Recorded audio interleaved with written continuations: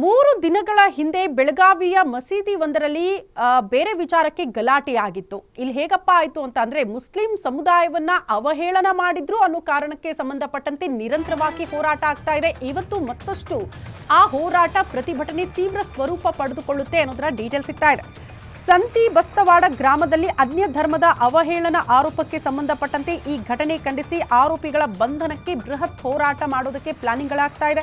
ಬೆಳಗಾವಿಯಲ್ಲಿ ಮುಸ್ಲಿಂ ಸಮಾಜದಿಂದ ಬೃಹತ್ ಪ್ರತಿಭಟನೆ ಆಗುತ್ತಂತೆ. ಚೆನ್ನಮ್ಮ ವೃತ್ತದಲ್ಲಿ ಬೃಹತ್ ಪ್ರತಿಭಟನೆ ಮಾಡೋದಕ್ಕೆ ಮುಸ್ಲಿಂ ಸಮುದಾಯ ನಿರ್ಧಾರ ಮಾಡಿದ್ದು ಮಧ್ಯಾಹ್ನ 3 ಗಂಟೆಗೆ ಚೆನ್ನಮ್ಮ ವೃತ್ತದಲ್ಲಿ ಬೃಹತ್ ಪ್ರತಿಭಟನೆಗೆ ಕರೆ ಕೊಟ್ಟಿದ್ದಾರಂತೆ. ಕಾರಣ ಇಷ್ಟೇ, 3 ದಿನಗಳ ಹಿಂದೆ ಮಸೀದಿಯಲ್ಲಿ ಇದೇ ವಿಚಾರಕ್ಕೆ ಸಂಬಂಧಪಟ್ಟಂತೆ ಗಲಾಟೆಯಾಗಿತ್ತು. ಯಾರೋ ಕಿಡಿಗೇಡಿಗಳು ಬಂದು ಅನ್ಯ ಧರ್ಮದ ಅವಹೇಳನ ಮಾಡಿದ್ರು, ಗಲಾಟೆಯಾಯಿತು. ಅವರ ವಿರುದ್ಧ ಇಲ್ಲಿ ತನಕ ಕ್ರಮ ಆಗಲಿಲ್ಲ ಅನ್ನೋದನ್ನ ಮುಂದೆ ಇಟ್ಕೊಂಡು ಇವತ್ತು ಹೋರಾಟಕ್ಕೆ ಮುಸ್ಲಿಂ ಸಮುದಾಯದವರು ಮುಂದೆ ಬರ್ತಾ ಇದ್ದಾರೆ. 3 ದಿನಗಳಾದರೂ ಕೂಡ ಪೊಲೀಸರು ಇಲ್ಲಿ ನಿರ್ಲಕ್ಷ್ಯ ತೋರ್ತಿದ್ದಾರೆ. ಆರೋಪಿಗಳ ಬಂಧನ ಆಗ್ತಾ ಇಲ್ಲ. ಆರೋಪಿಗಳ ಬಂಧನ ಆಗಬೇಕು, ಕಠಿಣ ಶಿಕ್ಷೆ ಕೊಡಬೇಕು ಅಂತ ಆಗ್ರಹಿಸಿ ಇವತ್ತು ಮಧ್ಯಾಹ್ನ 3 ಗಂಟೆಗೆ ಹೋರಾಟಕ್ಕೆ ಕರೆ ನೀಡಲಾಗಿದೆ ಅಂತೆ.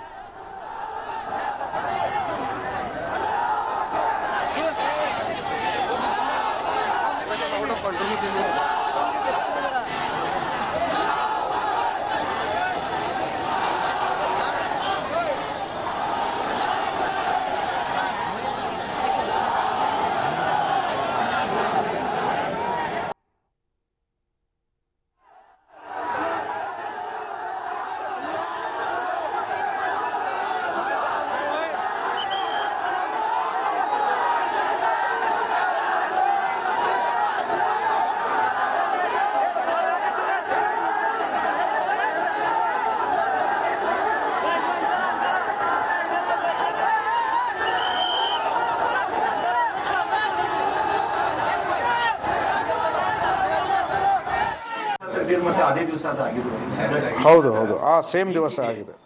ಆದರೂ ನೋಡಬೇಕು. ಈಗ ವಿ ಹ್ಯಾವ್ ಟು ಸಿ ಅದು ತನಿಖೆ ಮುಗಿಸ್ಕೊಂಡು ಏನೇನಾಗಿದೆ ನಾನು ಎಲ್ಲ ಹೇಳ್ತೀನಿ.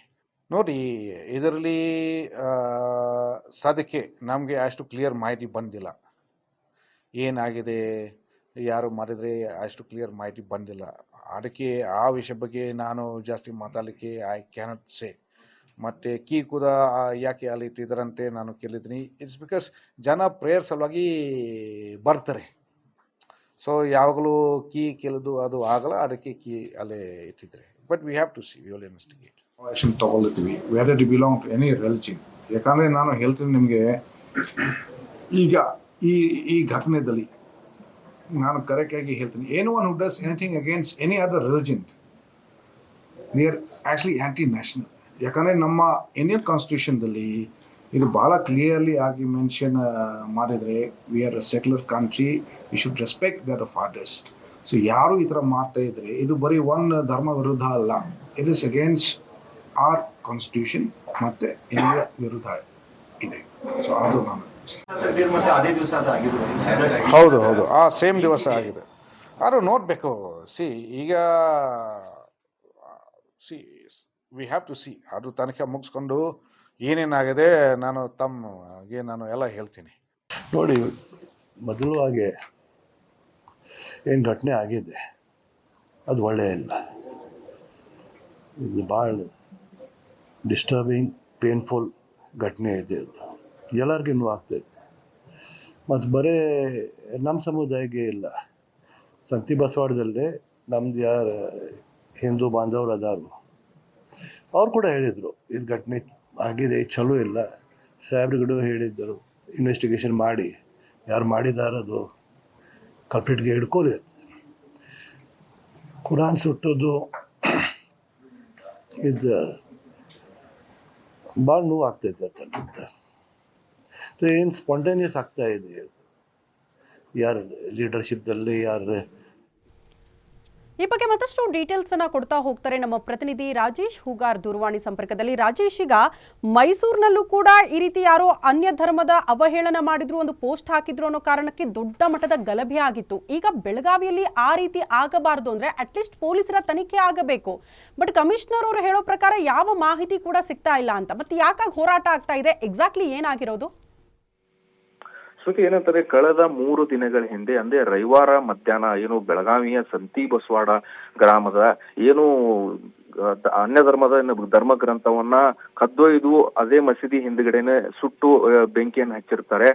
ಈ ನಿಟ್ಟಿನಲ್ಲಿ ಸಾಕಷ್ಟು ಅನ್ಯ ಧರ್ಮದ ಏನು ಯುವಕರು ಎಲ್ಲರೂ ಏನು ಸುಟ್ಟಿರಂತ ಸಂದರ್ಭದಲ್ಲಿ ಸಾಕಷ್ಟು ಹೋರಾಟ ಪ್ರತಿಭಟನೆ ಕೂಡ ಮಾಡ್ತಾರೆ. ಸ್ಥಳಕ್ಕೆ ಅಲ್ಲಿನ ಏನು ಪೊಲೀಸ್ ಸಿಬ್ಬಂದಿ ಕೂಡ ಹೋಗ್ತಾರೆ, ಆದ್ರೆ ಯಾವುದೇ ರೀತಿ ಮನವೊಲಿಕೆಗೆ ಯುವಕರು ಬಗ್ಗುವುದಿಲ್ಲ. ತದನಂತರ ಸ್ಥಳಕ್ಕೆ ತಾವೇ ಏನು ಕಮಿಷನರ್ ಇಡಾ ಮಾರ್ಟಿನ್ ಕೂಡ ಹೋಗಿ ಸಂಧಾನ ಮಾಡುವಂತ ಪ್ರಯತ್ನ ಮಾಡ್ತಾರೆ. ಆದ್ರೆ ಅದಕ್ಕೂ ಕೂಡ ಜಗ್ಗದಂತ ಅಲ್ಲಿನ ಏನು ಮುಸ್ಲಿಂ ಸಮುದಾಯದ ಯುವಕರು ಹಾಗೂ ಧಾರ್ಮಿಕ ಮುಖಂಡರು ಎಲ್ಲರೂ ಕೂಡ ಏನು ಚೆನ್ನಮ್ಮ ವೃತ್ತಕ್ಕೆ ಬರ್ತಾರೆ. ಚೆನ್ನಮ್ಮ ವೃತ್ತದಲ್ಲಿ ಕೂಡ ಈ ಇಲ್ಲಿನ ಸ್ಥಳೀಯ ಶಾಸಕರಾದಂತಹ ರಾಜು ಆಸಿಫ್ ಶೇಟ್ ಅವರು ಕೂಡ ಏನು ಅವರು ಕೂಡ ಬರ್ತಾರೆ, ಬಂದು ಅವ್ರನ್ನ ಮನವೊಲಿಕೆ ಮಾಡುವಂತ ಕೆಲಸ ಮಾಡ್ತಾರೆ. ಆದ್ರೆ ಆ ವೇಳೆಯಲ್ಲಿ ಪೊಲೀಸರು ನಮಗೆ 3 ದಿನಗಳ ಅವಕಾಶವನ್ನ ಕೇಳ್ತಾರೆ. ಅಂದ್ರೆ 3 ದಿವಸದಲ್ಲಿ ಆರೋಪಿಗಳು ಯಾರು ಏನು ಧರ್ಮ ಗ್ರಂಥವನ್ನ ಸುಟ್ಟಿರುತ್ತಾರೆ ಆ ಸುಟ್ಟಂತ ವ್ಯಕ್ತಿಗಳನ್ನ ಅರೆಸ್ಟ್ ಮಾಡ್ಲಿಕ್ಕೆ ನಮ್ಗೆ 3 ದಿನಗಳ ಕಾಲಾವಕಾಶ ಕೊಡಬೇಕು ಅನ್ನೋ ನಿಟ್ಟಿನಲ್ಲಿ ಅವಕಾಶವನ್ನ ಕೇಳ್ತಾರೆ. ಆದ್ರೆ 3 ದಿನ ಆದ್ರೂ ಕೂಡ ಇನ್ನು ಆರೋಪಿಗಳು ಏನು ಯಾವುದೇ ರೀತಿ ಅವರ ಪತ್ತೆ ಕೂಡ ಸಿಗ್ತಾ ಇಲ್ಲ. ಯಾಕಂದ್ರೆ ಈಗಾಗಲೇ ಕಮಿಷನರ್ ಅವರು 5 ತಂಡಗಳನ್ನ ಮಾಡಿದ್ದು, 5 ತಂಡಗಳು ವಿವಿಧ ಆಯಾಮದಲ್ಲಿ ಈಗಾಗಲೇ ತನಿಖೆ ನಡೆಸ್ತಾ ಇದ್ದಾರೆ. ಆದ್ರೆ ಯಾವುದೇ ರೀತಿ ಆರೋಪಿಗಳ ಪತ್ತೆ ಕೂಡ ಇಲ್ಲಿವರೆಗೂ ಆಗಿಲ್ಲ. ಹೀಗಾಗಿ ಇವತ್ತು ಏನಂತಂದ್ರೆ 3 ದಿನಗಳ ನಂತರ ಇವತ್ತು ಏನಂತಂದ್ರೆ ಮಧ್ಯಾಹ್ನ 3 ಗಂಟೆಗೆ ಚೆನ್ನಮ್ಮ ವೃತ್ತದಲ್ಲಿ ಸುಮಾರು 10,000ಕ್ಕೂ ಹೆಚ್ಚು ಏನು ಏನು ಏನು ಮುಸ್ಲಿಂ ಸಮುದಾಯದವರು ದೊಡ್ಡ ಪ್ರತಿಭಟನೆ ಹಮ್ಮಿಕೊಂಡಿದ್ದಾರೆ. ಆದ್ರೆ ಕಮಿಷನರ್ ಮಾತ್ರ ಪ್ರತಿಭಟನೆಗೆ ಅವಕಾಶ ಕೊಡಲ್ಲ ಅಂತಾರೆ. ಆದ್ರೆ ಸ್ಥಳೀಯ MLA ಕೂಡ ನಮಗೆ ಪ್ರತಿಭಟನೆ ಹಕ್ಕಿದೆ, ಆದ್ರೆ ಯಾವುದೇ ರೀತಿ ಆರೋಪಗಳನ್ನ ಬಂಧಿಸುವವರೆಗೂ ನಾವು ಪ್ರತಿಭಟನೆ ಕೈ ಬಿಡಲ್ಲ ಅನ್ನೋ ಮಾತನ್ನ ಹೇಳ್ತಾ ಇದ್ದಾರೆ. ಆದ್ರೆ ಯಾವುದೇ ರೀತಿ ಅಹಿತಕರ ಘಟನೆ ನಡೆಯುವ ಹಿನ್ನೆಲೆಯಲ್ಲಿ ಸಾಕಷ್ಟು ಏನು 4,000ಕ್ಕೂ ಅಧಿಕ ಪೊಲೀಸರ ನಿಯೋಜನೆ ಕೂಡ ಇವತ್ತು ಮಾಡಿಕೊಂಡಿದ್ದಾರೆ ಅಂತ ಹೇಳ್ಬೋದು ಶ್ರುತಿ. ಓಕೆ ರಾಜೇಶ್, ಧನ್ಯವಾದಗಳು ತಮ್ಮೆಲ್ಲ ಮಾಹಿತಿಗೆ.